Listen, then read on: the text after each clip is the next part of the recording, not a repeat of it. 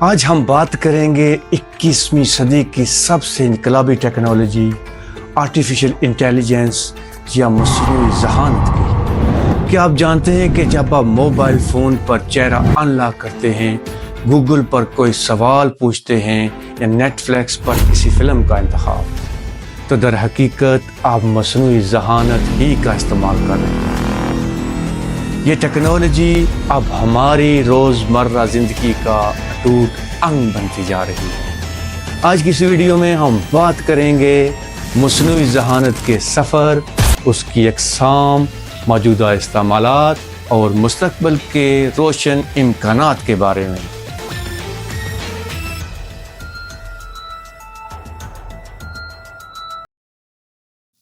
مصنوعی ذہانت کا تصور نیا نہیں، قدیم یونانی فلسفوں نے بھی خودکار مشینوں کے بارے میں سوچا تھا، لیکن جدید مصنوعی ذہانت کا آغاز 1950 کی دہائی میں ہوا، جب ایلن ٹونگز نے مشینوں کے ذہین ہونے کا نظریہ پیش کیا۔ ڈارٹ ماؤتھ کانفرنس میں پہلی بار آرٹیفیشل انٹیلیجنس کی اصطلاح استعمال ہوئی۔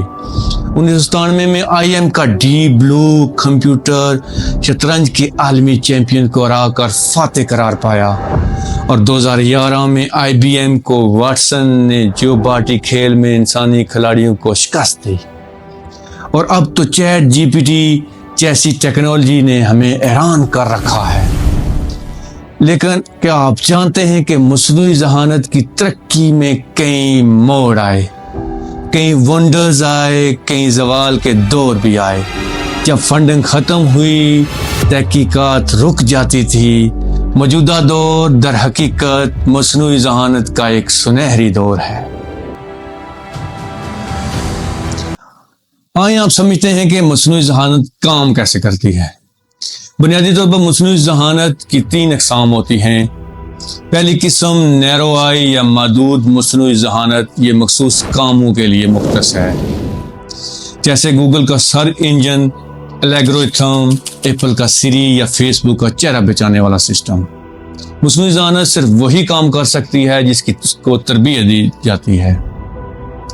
دوسری قسم جنرل آئی یا عمومی مصنوعی ذہانت انسانی دماغ کی طرح کام کرے گی، مختلف قسم کے کام کو سیکھنے اور سمجھنے کی صلاحیت رکھے گی۔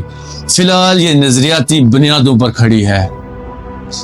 تیسری قسم سپر آئی یا ایکسٹرا انٹیلیجنٹ ذہانت، جو مستقبل کی مصنوعی ذہانت ہوگی، جو انسانی ذہانیت سے بھی زیادہ طاقتور ہوگی۔ سائنسدانوں کا خیال ہے کہ یہ 2045 تک وجود میں آ سکتی ہے۔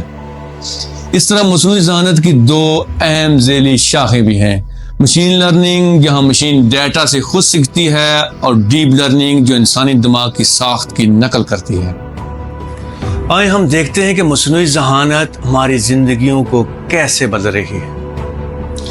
گوگل کا ڈیپ مائنڈ ٹیومر کی شناخت میں ڈاکٹروں سے بہترین کارکردگی دکھا رہا ہے۔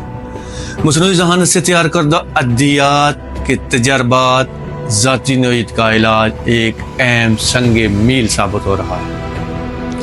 چیٹ بوٹس جو 24 گھنٹے گاہکوں کی مدد کرتے ہیں، مارکیٹنگ کے لیے پیشن گوئیاں اور فراڈ کی شناخت میں اہم سنگ میل ثابت ہو رہا ہے۔ اور تعلیم کے میدان کی بات کریں تو خودکار کریڈٹ سسٹم، ورچوئل ٹیوٹرز ایک اہم سلسلے کی کڑی ہے۔ اور جہاں بات کریں روزمرہ زندگی کی، سمارٹ گھر کے آلات، خودکار گاڑیاں، ذہنی معیت کے روبوٹس ہماری زندگی میں ایک اہم سنگ میل ثابت ہو رہے ہیں۔ مصنوعی ذہانت سے لکھی گئی کہانیاں، شاعری، مصنوعی طور پر تیار کردہ تصاویر اور ویڈیو، موسیقی کی تخلیق ایک اہم سنگ میل کی بنیاد رکھ رہا ہے۔ مصنوعی ذہانت کے جہاں بے شمار فائدے ہیں، کاموں کی رفتار، درستگی میں اضافہ، خطرناک حالات میں جانوں کا تحفظ، پیچیدہ مسائل کا حل، وہیں پر بہت سے سنگین چیلنجز کا بھی سامنا ہے۔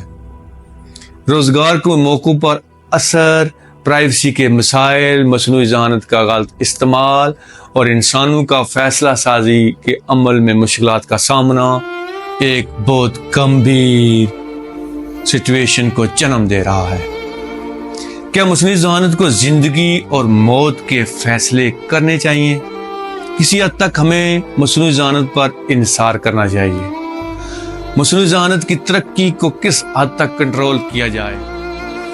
لیکن یاد رکھیں کہ مصنوعی ذہانت ایک ٹول ہے، یہ ہم پر منحصر ہے کہ ہم اسے کیسے استعمال کرتے ہیں۔ کیا یہ انسانیت کے لیے بہتری کی امید ہے یا تباہی کا سبب بننے جا رہا ہے؟